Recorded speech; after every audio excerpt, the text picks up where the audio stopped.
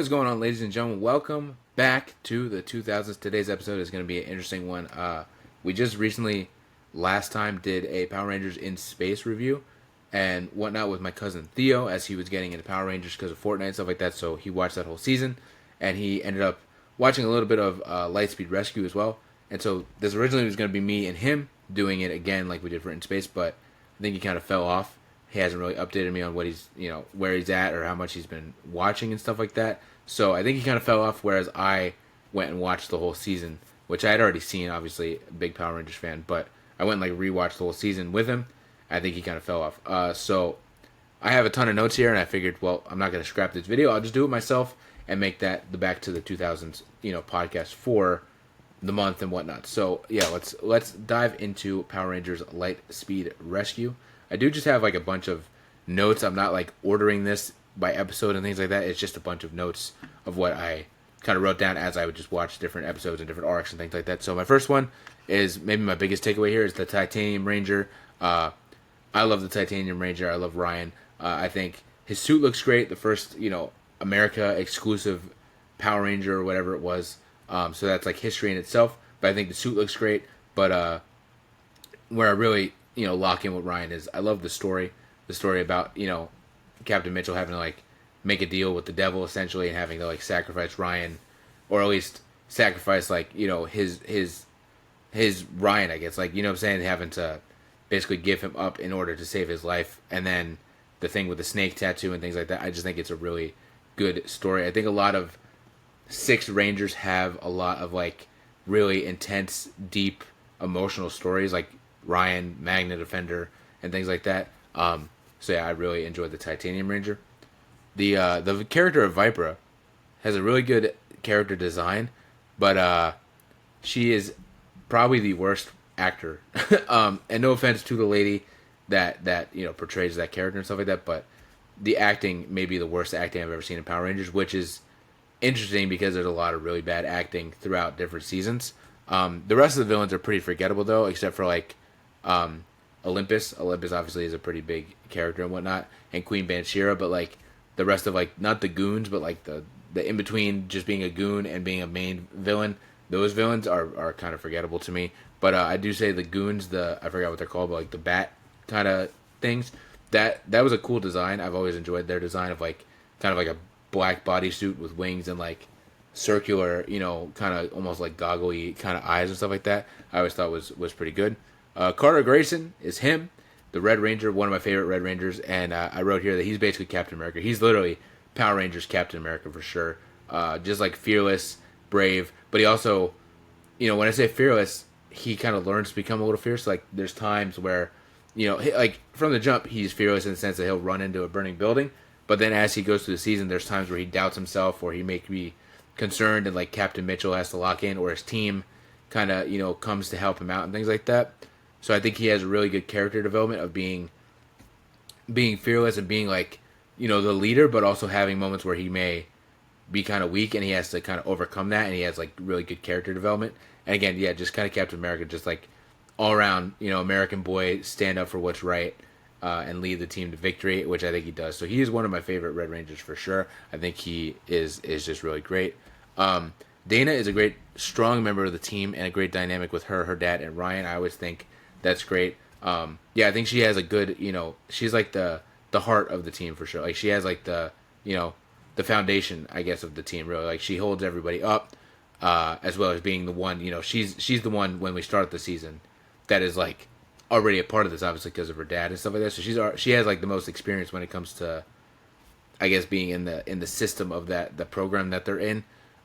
Whereas everybody else comes from different walks of life. And I think, yeah, the dynamic with her dad, and Ryan, even though we don't see Ryan too much, that's a thing that I wish we did get more of is Ryan. I understand, budget and things like that, but I do wish that we would have gotten Ryan a little bit more throughout the season. But when we do get Ryan, there is a good dynamic between her dad, her brother, and whatnot. I think is pretty good. Joel is hilarious. Love the story between him and Miss Fairweather, where he's constantly just trying to make a move on her, but something always comes up and kind of kiboshes the situation. But in general, yeah, he's just hilarious. He's the comedy of the team for sure. He's a character I didn't care about when I was a kid and things like that until this watch. maybe because I just didn't watch as intently or something like that. You know, as a kid, when you watch Power Rangers, you watch it, but maybe you're playing with your toys and things like that as you're watching. You know what I'm saying? You're not like fully, sometimes, you know, watching, staring at the screen. Sometimes you're doing other things, playing with your toys or things like that while it's like on in the background in a way. So I don't think I watched as intently maybe, and so I just didn't really get it.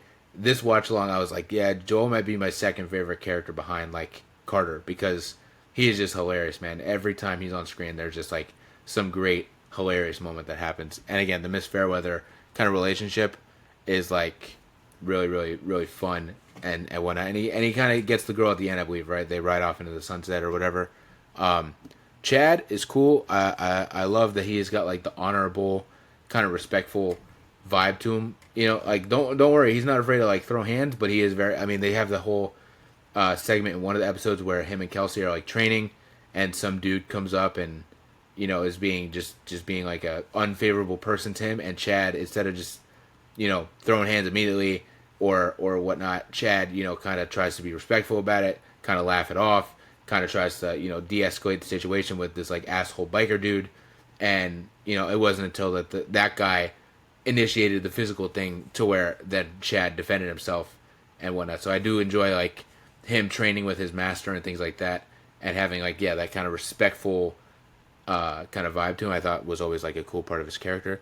When it comes to Kelsey, to me she's like the weakest member of the character. She doesn't bring too much to the table to me. Like I feel like she's just there to kind of fill out a role. No hate to the actress or anything like that. But I just feel like the character is kind of there to just like fill out the role. She does have like maybe the heart of the team, whereas Dane is like the foundation that holds everybody up. She may be the heart where it's like she's the one that just cares for everybody and takes care of everybody in a way. But when it comes to actually the team, the actual team, I feel like she doesn't bring too much to the table. And so like she's always been a character I just never really cared too much for. And even on this watch along, I was like, yeah, I could, take her or leave her. I don't care that much. But I will say the episode with her grandma is very fun, where grandma is like, this rude, mean lady and whatnot that Kelsey's scared to even talk to, really.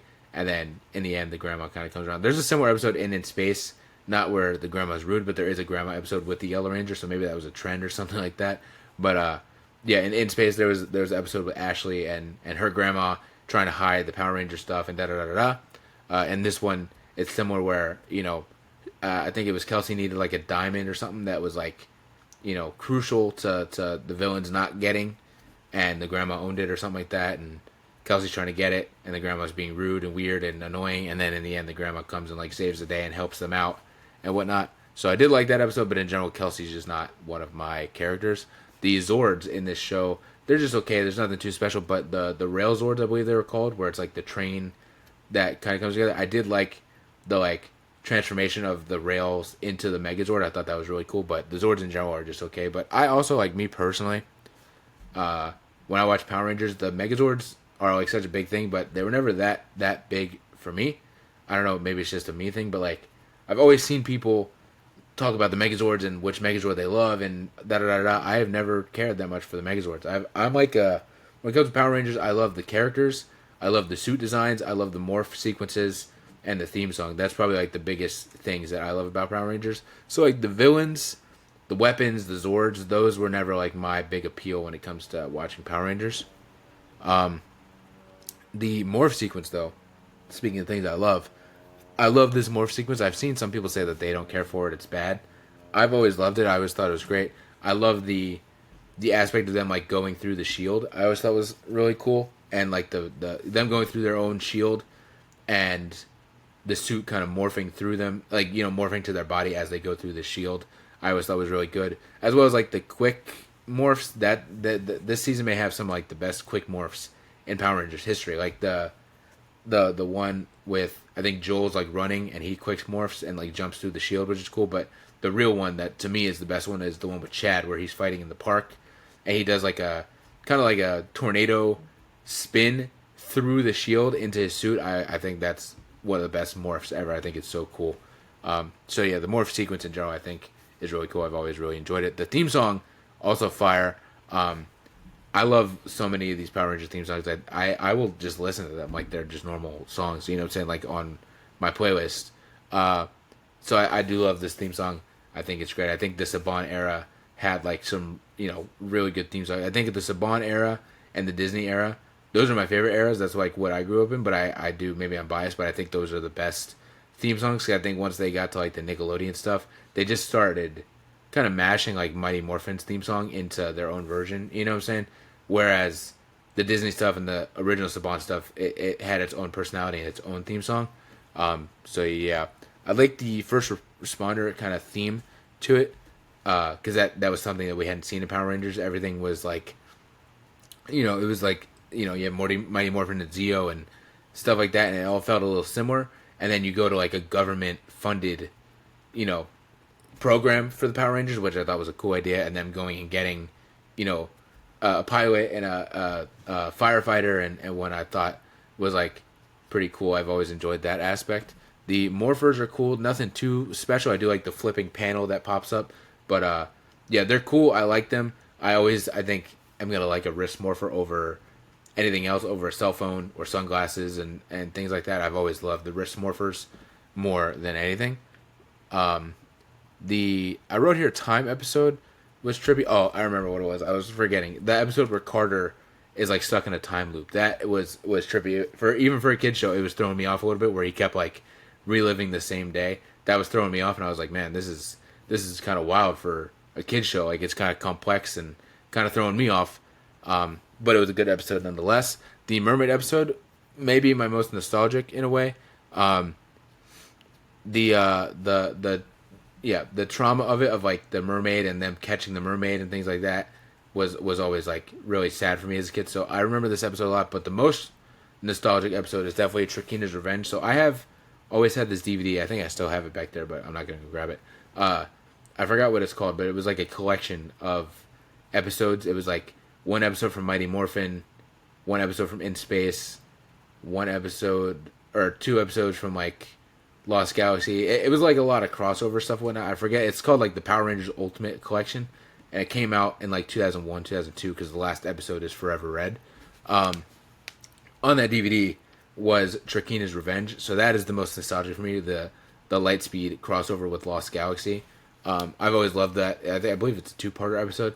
I've always loved that episode. I thought it was great, and it seemed very dark to me. That like I'm not sure how the general fan base feels about the crossover, but I always thought like this is kind of a really dark episode of Power Rangers. This poor little girl is traumatized. She just watched her parents get like kidnapped by ghouls. She has no clue if her parents are even like alive, for sure. The ghouls are actively hunting her down. So imagine being a little kid and you have like actual ghoul demons chasing you. You know what I'm saying? Nobody believes you when you tell people, except for Captain America, Carter Grayson himself. So like to me, it was a pretty dark episode, as well as again, then you actually look at like all these people are actually actively being drained of their life. You know what I'm saying? Like, it's a pretty dark episode. And then even it actually is dark when it's like the end and Trakina, sizes up or whatever, and it's like pitch black outside. It's like probably midnight. It's like raining. It's like a pretty intense kind of story. But it's definitely like the most nostalgic Lightspeed episode for me, because I just watched that so many times on that DVD. But I also think, I think it's a good story. Let's see. It really also. Sorry, I'm looking at my notes as I forgot I actually had notes for Trakina's Revenge here. The episodes really make me love Carter even more because of like the aspect in the beginning where this poor little girl is scared and whatnot, and nobody believes her when she's telling people. She goes to the secretary lady, and the secretary lady is like, "Yeah, kid, monsters aren't real, haha." Which is weird because you live in a city and in a universe where there's been multiple monster attacks in different cities, and the Power Rangers have to go save the day. So, yeah, it makes me love Carter. The scene where the little girl is like outside, kind of crying because she's upset, and Carter goes out of his way to walk up to her and ask her why she's crying and check on her and make sure, complete stranger, you know what I'm saying? And he is just such a good person and is a true leader that he saw a kid in distress and wanted to, help her and believed her. She says, "You don't believe me," and he goes, "No, I believe you. Don't worry." And actively helps her find out what's going on with her parents and whatnot. I've always loved that. It really makes me love Carter. I love the Lost Galaxy team. I always think the Lost Galaxy team is great when they show up, as well as Triskull, which is a character I believe just for this episode. His actual design is really cool. I always enjoyed his episode. My other note here is lack of Ryan, obviously throughout the whole season. It would have been cool to see him show up in like the team up episode. Even we don't have Magna Defender in the episode either, so I'm like it would have been cool to see the Six Rangers as well as in this crossover. But just in general, yeah, there's a big lack of Ryan. Half of once his story is over, we check in with him like one every 4 episodes, and he's like just in the desert somewhere looking for whatever he was looking for. So yeah, definitely felt like we needed more Ryan for sure. And the finale, I've never thought was too incredible. It's okay. But I do like that Carter again was willing to sacrifice as well. I'm just glazing Carter Grayson, but he really is like the best of the whole show, as well as like just one of the best Red Rangers ever. So it was okay. The finale, I've always thought it was okay. I never thought it was like one of the best finales. I thought it was good, nothing too crazy, but I do love that Carter was willing to sacrifice himself for his team, for his city, for the planet. You know what I'm saying? I think was great. So those are my notes for Lightspeed Rescue. It's a great season. I've always enjoyed it. I know some people don't care for it, but I've always enjoyed it. But I do have some notes here. This was the first season where the Rangers' identities were known to the public. It's always been a secret. There's been multiple episodes where they have to, in different seasons where they have to keep it a secret or avoid, the episode with Ashley's grandma where they're actively trying to avoid the fact that the grandma won't leave them alone while they have to go be Power Rangers and stuff like that. This one, I guess everybody kind of knows, the general public knows, because I guess it is a government-funded thing that, the Power Rangers are who the Power Rangers are, and that, these people are the Power Rangers. This was the first post-Zordon era season officially. You could say Lost Galaxy was, but Lost Galaxy was still had inklings of it. I guess you could say this also is in a way because there is the Lost Galaxy crossover, but that's it. There's no mention of Zordon, no mention of like other teams, no mention of anything that happened in the other seasons outside of Lost Galaxy's crossover with the Trakeena's Revenge. Whereas in the actual show of Lost Galaxy, there is still mention of things that happened during In Space and things like, because In Space as well there's the crossover, but it's more of more than a crossover in Lost Galaxy because it's like they have the crossover episodes, but then Cassie has to come back and there's a whole thing with the Pink Ranger, and then Corone ends up becoming the Pink Ranger, so that's a character from In Space that is now an official Pink Ranger in Lost Galaxy. So there's a lot more for the Zordon era in the Lost Galaxy season, whereas this, outside of Trakeena's Revenge, it's completely its own thing. There's no like mention of Zordon or anything else like that. This is also the first time that the Zords were man-made. There was no mythical origin of like the Zords or anything like that, I believe. This was just straight up man-made. I'm not sure. Maybe In Space had man-made Zords technically, but this had like on Earth, man-made.